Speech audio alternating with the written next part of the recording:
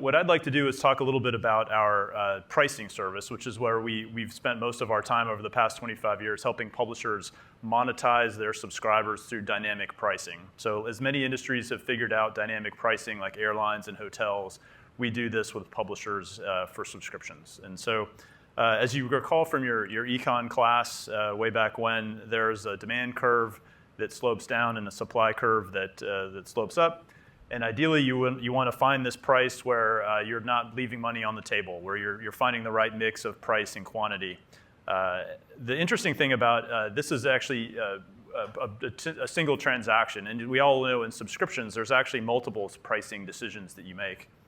You first acquire the customer, and dynamic acquisition offers have really come around. Abby did a great job showing how different companies are helping acquire customers with interesting combinations of bundles and offers.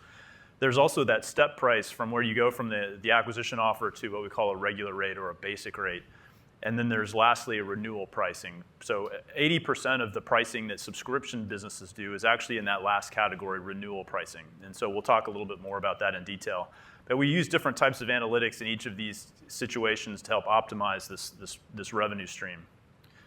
So when we talk about acquisition pricing and all of these things, what we really want to do is realize first and foremost that not everybody values your products the same way, that very different customers have different willingness to pay. If you price your product and to capture all of the market, you actually will leave a lot of money on the table because you're going to price it at that lowest price point where the last customer values your product. If you want to price more for premium, you're gonna lose volume so that you actually don't have you're gonna price a lot of people out of your product. So in an ideal world, you'd actually come up with different prices or match the price to the individual so that you capture both the volume and the revenue.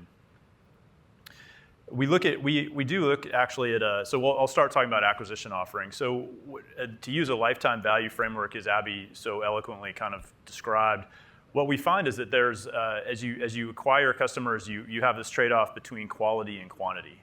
If you lower the price, you'll get more people, but they tend to be lesser quality. On average, they'll retain less, and so generally their lifetime value is a little lower. If you raise your price, you'll get fewer of them, but the average lifetime value will be higher. And what we find is that there's an inflection point. There's an optimal price where you actually you kind of reach the maximum amount of expected lifetime value over all of that offer. So in this example here, this was a European publisher. They had actually priced their product a little bit higher than this point, and we showed that if they dropped their acquisition offer, the incremental volume would actually offset the loss in lifetime value per customer, and so they actually validated this with some testing. So the next area of the pricing, we've talked about is that step up from kind of the promotional offer to the regular rate. And this is where a lot of churn happens because the customers, especially in the digital world where you'll see a lot of offers for 99 cents for the first month or 99 cents for 2 months or 3 months, when they reach the end of that promotional period, they usually take an enormous price increase, at least 100%. And that's obviously a difficult challenge for people to take. And so what we find is that there's actually in this area, sometimes there's an opportunity to do some price discrimination. You can actually look at their engagement, look at their demographics. You've now had the opportunity to engage them for a period of time.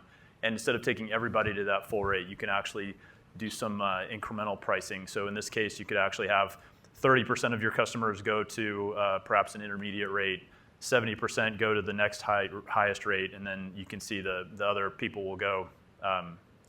So you can see that there's ways to kind of be a little more scientific about how to take people up from that acquisition offer to the full rate. So then lastly, we'll talk about kind of renewal pricing. And this is where we also find that there's, in some cases, very different willingness to pay. So instead of having a price increase for everybody that's the same, we find that there's actually opportunities to give some people a higher rate than a higher price increase than another. So much as we all pay different prices for airline seats on the way here, we find that in the media business, you can actually have a very similar strategy. You can actually target your price increases efficiently. It's kind of the 80-20 rule. 80% of your pricing churn comes from 20% of your customers, and we can help you identify who those are and give them a different price increase.